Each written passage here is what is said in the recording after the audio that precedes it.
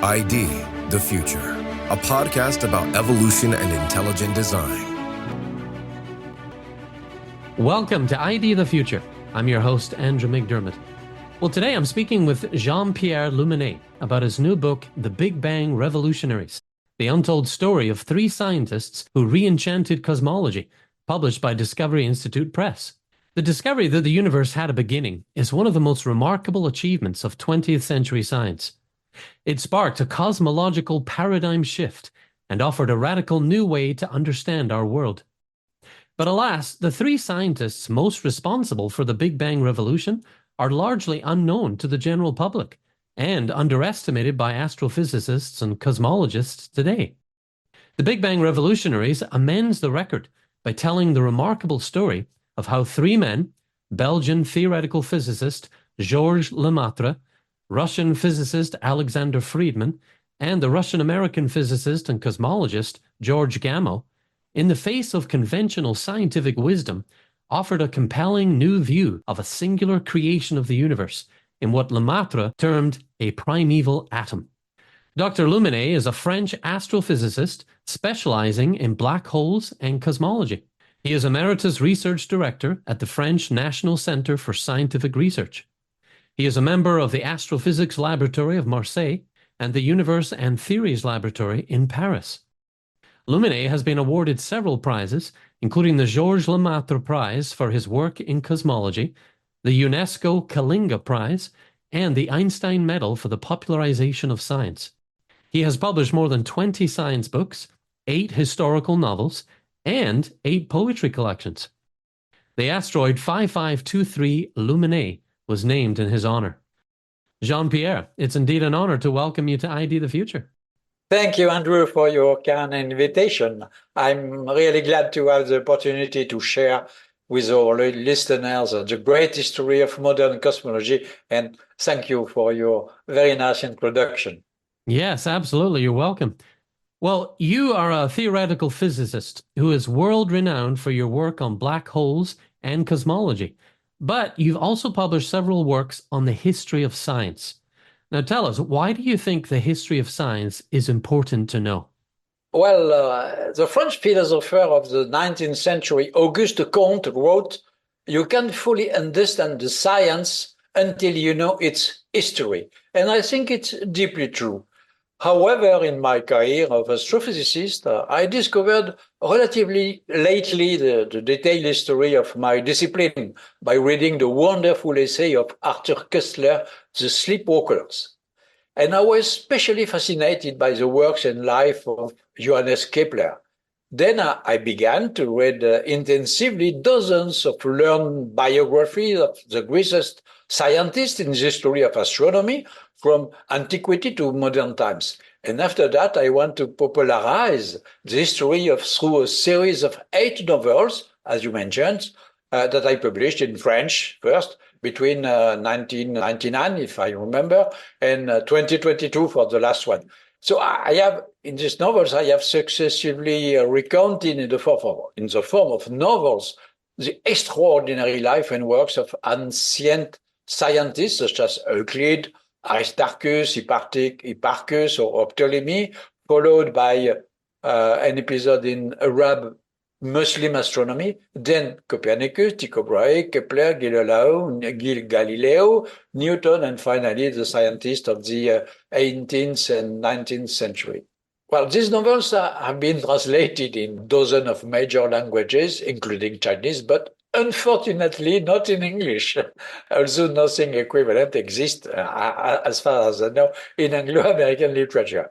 Well, of course, these novels, although historically well documented, left a certain amount of room for the imagination. But at the same time, I embarked on a much more professional study of the history of relativistic cosmology, my specialized discipline, when I realized, in fact, that it was very poorly known, including by professional cosmologists themselves. And above all, that it was often summarized in a very inaccurate way. So I turned to the primary sources, generally ignored, except by historians, of course, very specialist historian, and reading all the original articles by Einstein, by Friedman, Lemaitre, Hubble, De Sitter, Eddington, and many others. So this book, The Big Bang Revolutionaries, is really the result of 30 years of historical research on the subject. Wow. So you were hooked. You read some books on the history of science and you loved it. And it sounds like you've done a lot of research and it's coming to bear on this book that you're putting out. That's wonderful. Well, why was the Big Bang Theory a scientific revolution? Oh, yes, it was surely a scientific revolution. Well, in the field of cosmology, it's generally admitted that our picture of the universe, large-scale picture of the universe, has undergone just three fundamental scientific revolutions: the Copernican Galilean one, the Newtonian revolution, and the general relativistic revolution, which is the subject of the present book. Well, in the first one, the Copernican Galilean revolution, as you know, the Earth was no longer considered as the immobile center of the universe. In the Newtonian revolution, the universe was considered as infinite in space and time, and all the motion of celestial bodies were governed by the universal law of gravitational attraction. In the general relativistic revolution, the subject of this book, space-time is curved by gravity. And a natural consequence of that, namely Einstein's equation, is that space cannot be static. Namely, its size must vary with time. In fact, I could add, in the idea of scientific revolution in cosmology, that today it's possible that we are living through what will be recognized someday as a fourth cosmological revolution, with the emergence of new theoretical models based on quantum gravity. Well, it's not the subject of this book, but I have written recently a book about that. Okay. However, in the absence of experimental verification and formal completeness, none of these new approaches like superstring theory, loop quantum gravity, and so on, is guaranteed to be successful. So only time will tell if a fourth cosmological revolution is in the making. But it's clear that the Big Bang ideas about the universe was really a scientific revolution. Yeah, that's a good breakdown of the previous revolutions that have come up to the one we're in now. And you're even hinting at a quantum revolution that may occur at some point, which will again enlarge our understanding of this universe. Well, the discovery of the Big Bang is often attributed to the American astronomer Edwin Hubble or the German-born theoretical physicist Albert Einstein. Now, you show this to be historical error, although these gentlemen are important with regard to this revolution. Tell us why it's incorrect to credit Hubble and Einstein. Why are they not the fathers of the Big Bang? Yes. Well, in fact, many widely read scientific writers attribute the concepts of the expanding universe and the Big Bang theory to two very famous men of science, namely Edwin Hubble and Albert Einstein. However, although Hubble did indeed experimentally demonstrate the linear relation between the spectral redshift of galaxies and their distance from us, he neither discovered such systematic spectral shifts, because the discovery goes back to the American Vesto Slipher, nor did he accept the relativistic interpretation of this observation, namely the expansion of space itself instead of the proper motion of galaxy as he believed.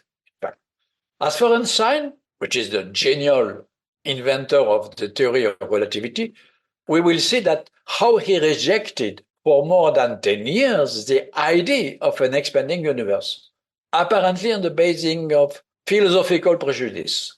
And he stopped, what is funny, he stopped working at the beginning of the 1930s. He stopped working in the field of cosmology as soon as, faced with observational evidence, he had to change his opinion.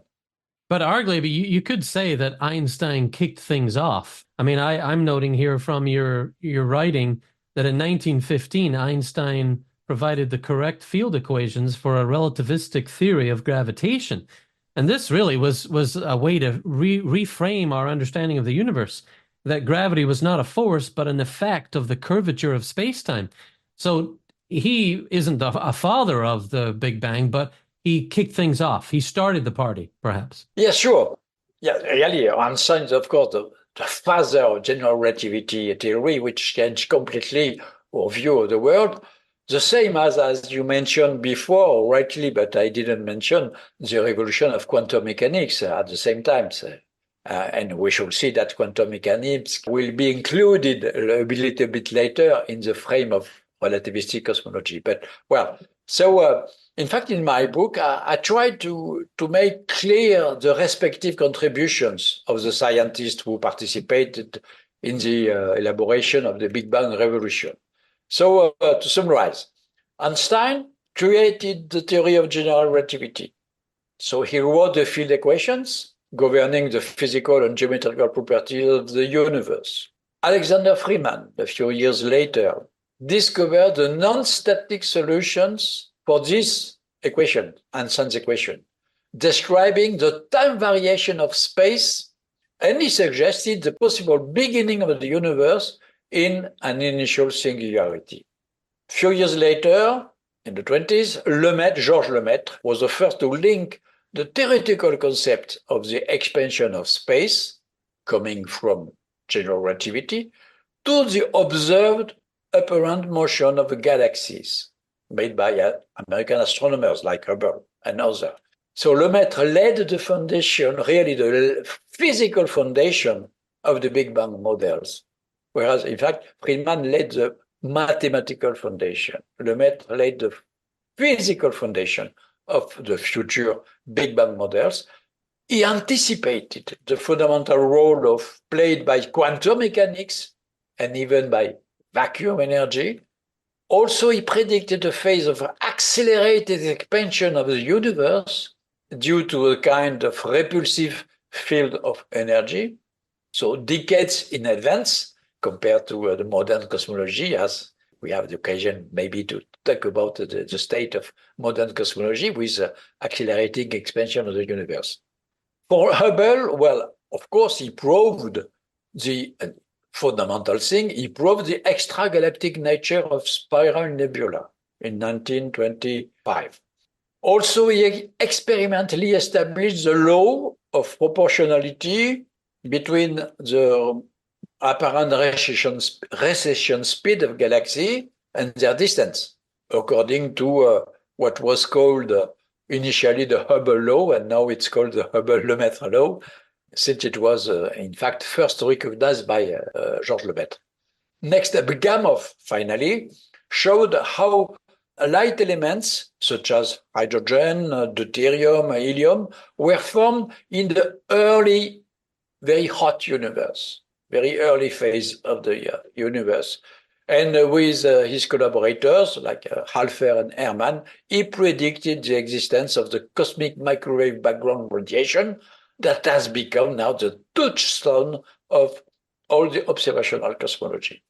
Which is summary the Yeah, no, that's a great summary of the major players here. And it's not like we want to cast aside Einstein or Hubble, because they are major players in the history of cosmology. But we do want to, you want to, bring back and highlight the fathers, the Lemaitre and Gamow and Friedman. We want to remember them and celebrate their achievements. And I think your book does that, of course, in a lot more detail than we're talking about today. But that's a great summary. Now, tell us about Lemaitre's revolutionary concept of a singularity, a quantum of pure energy that he called the primeval atom. Did he hypothesize this without any data to support him? Yeah, it's a very interesting question. Well, in fact, the concept of the cosmological singularity was first proposed by the Russian Alexander Friedman in 1922 in the context of models of dynamic universe as a natural solution of Einstein's field equation. And in his semi-popular book, The Universe as Space and Time, from which I give some excerpts in the book. Friedman even spoke of creation of the world out of nothing. But for Friedman, this was merely a mathematical singularity, namely a point at which all quantities become infinite. So it was, in fact, in 1931 that Lemaitre, independently of Friedman, because he had not read at the time the German article of Friedman written in German, because Lemaitre didn't know the German. Okay. Well, so independently of Friedman, Lemaitre proposed the hypothesis of the beginning of the universe in the form not of a point-like singularity, but in the form of a much more interesting, of a quantum of energy, which he called the primeval atom. So as I said, it was no longer a mathematical point, because Lemaitre knew, of course, that it was a physical absurdity that the universe could emerge just from a point. Okay? So for Lemaitre, it was a primeval atom. Primeval atom was a sort of gigantic atom the size of the solar system. So it was not point-like, the size of the solar system, for instance, which was unstable and which, by quantum disintegration, would generate space and time and initiate the observed expansion of the universe. While at the time, to answer precisely your question, at the time there was experimental evidence to the expansion of space that Lemaitre had previously proposed in 1927 through galaxy redshift. There was none to support the idea of the beginning of the universe as a primeval atom in 1931. So Lemaitre, in fact, had simply extrapolated the dynamical mathematical solution of Einstein's equation into the past and shown that such a beginning was inevitable in the framework of general relativity. But as you know, it was not until 1965 and the discovery of fossil radiation that we had strong experimental support for the primeval atom, which has in the meantime been ridiculed in some way by most cosmologists as a Big Bang cosmology. Yeah. Well, that's very interesting that Lemaitre was coming up with these ideas. You write that he demonstrates exceptional intuition to come up with these ideas before the data was coming through. So that's quite extraordinary. In a comment published in Nature, the journal Nature, in the early 30s, Lemaitre said this about space and time. If the world has begun with a single quantum, the notions of space and time would altogether fail to have any sense at the beginning and would only begin to get some sensible meaning when the original quantum would have been divided in a sufficient number of quanta. If this suggestion is correct, the beginning of the world happened a little before the beginning of space and time. I thought that was very interesting to think about. How do the concepts of space and time fit into Lemaitre's model? Yes, fascinating quotation from Lemaitre article in 1931. In a way, Lemaitre is anticipating a fascinating concept that has only appeared in the field of physics in the last 20 years or so, that of emergence. Well, in other words, the fact that some notions sought to underlie all physics, such as space, time, gravity, could in fact emerge from a more fundamental substratum that preceded them, such as, for example, the energy of the quantum vacuum, or according to some theory of quantum gravity that I described in a more recent book, but which are still under construction, emerge from a kind of virtual network of quantum bits. And in fact, in this discussion in the beginning of the 1930s with the great British astrophysicist Arthur Eddington, Lemaitre raised the fundamental question of the entropy of the universe. Entropy is a thermodynamic quantity related to the bits of information that can be extracted from a given system. the Lumet's idea is that the single quantum is supposed, he assumes to be at the beginning of the universe, the beginning of everything, thus preceding space, time, and gravity contains the seeds of all the information we can extract from the universe. Yeah, it's very interesting how he proposes that the beginning and even the creation and kind of keeping those separate. Well, in 1934, Lemaitre predicted cosmic background radiation in a paper. How long would it be before his ideas would be widely accepted over the steady state universe idea?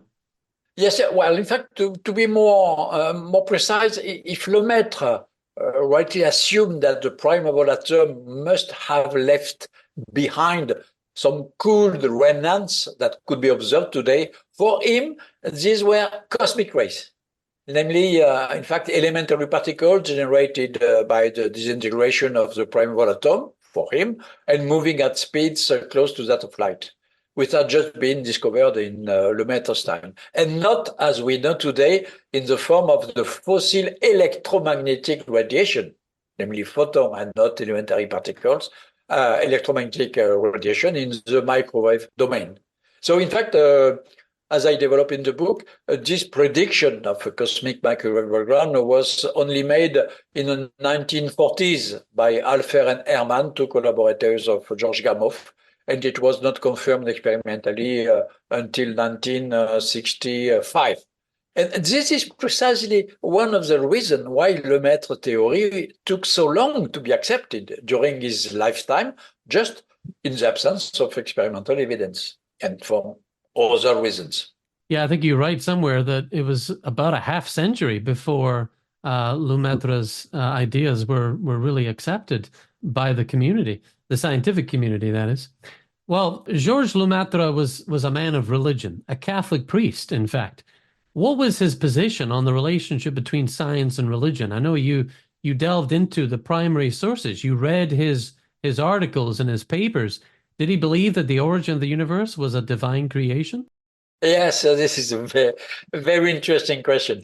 But indeed, Lemaitre was also, as you said, a Catholic priest, but well, he was exempted, in fact, by the ecclesiastic authorities from giving mass or confessing, for instance. Okay, but precisely this fact that he was priest played a large part in the reticence shown by his scientific colleagues towards his theory of the primordial atom, because many, including Einstein himself, mistakenly believed that Lemaitre was trying to achieve what we call concordism, namely to reconcile science and religion by presenting the Big Bang theory as a modern-day account of Genesis.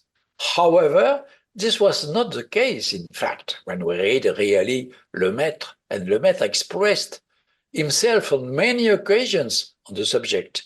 He wrote, for instance, if I remember well, that the physical birth of the universe, described by general relativity, should not be confused with a divine creation. In fact, his conception was that of a hidden God who did not intervene in the evolution of the world. Well, of course, we have no time to develop. The subject is much more subtle, and I developed it a little bit more in my book, but I can't do this in detail in this podcast. But it's very deep and interesting questions. Yeah. You can't just take a few minutes. You do have to unpack that, but you do it in your book. You do quote several things where Lemaitre is addressing this. Yeah. Let me just follow up a little bit on that idea. As your book details, a lot of scientists who were resistant to the Big Bang saw it as suspiciously theism friendly. They even suspected Lemaitre, a Catholic priest, as we've said, of religious bias, which left them perhaps slow to giving his theory a fair hearing. As you say, Lemaitre himself was very cautious about not going beyond the evidence or attempting to defend the Bible with science. From what I recall in his readings, he acknowledged that the Bible was not a science book, So I remember him saying that. I think we can all admire that he takes care not to overstate the evidence. But at the same time, as I was reading Lemaitre's take on the relationship between faith and science, I thought, this sounds a bit like a man who is under tremendous pressure from a highly secular scientific establishment to, if anything, exaggerate the disconnect between the Judeo-Christian worldview and his Big Bang theory. In other words, he was taking pains to keep them separate. And that's admirable.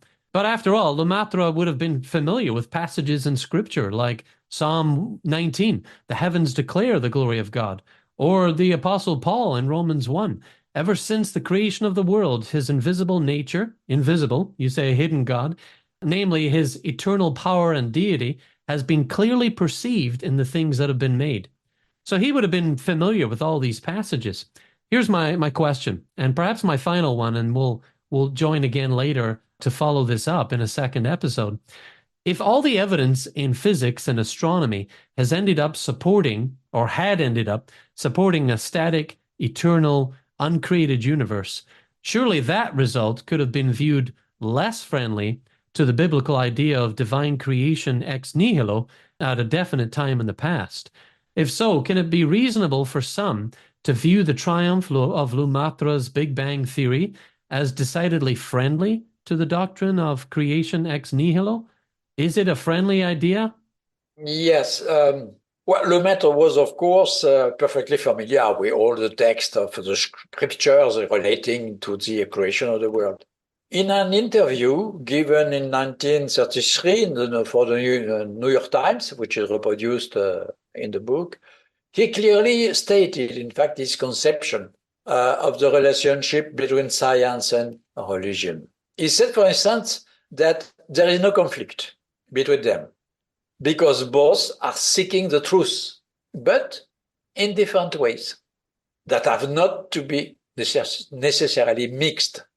For instance, for the Christian believers, he said that once we realize that the Bible does not purport to be a textbook of science, so the old controversy between religion and science vanishes. And for the atheist, he said that there is no reason to abandon the Bible just because we know now that it took 10 billion years to create what we think is the universe, and not just 7 days, of course. So for him, Genesis is simply trying to teach us that one day in 7, metaphorically, of course, okay, one day in 7 should be devoted to rest, worship, and reverence, all necessary to salvation. Okay. In fact, I would say that Lemaitre was a man of faith before he was a man of religion. I think, and this is my more personal point of view, it's important to distinguish between religion and faith. Personally, and I hope I'm not shocking any of our listeners, I don't believe in any religion. For me, there are hundreds of different religions, in addition to the three monotheistic ones. And for me, they are all human constructs, necessary for mental evolution and probably the acceptance of our death. But for me, faith in something else. And independently of belief in a given religion, we can carry in our heart the idea of transcendence. In other words, of something that goes beyond matter, space, and time. So for me, that's what faith is all about. And thus, faith is perfectly compatible to be an atheist, for example, and still have this feeling of transcendence. Of course, I'm not saying at all that Lemaitre was an atheist, not at all, but he had the feeling that a supreme form of transcendence, namely God, was inside of us and not external. Okay, yeah.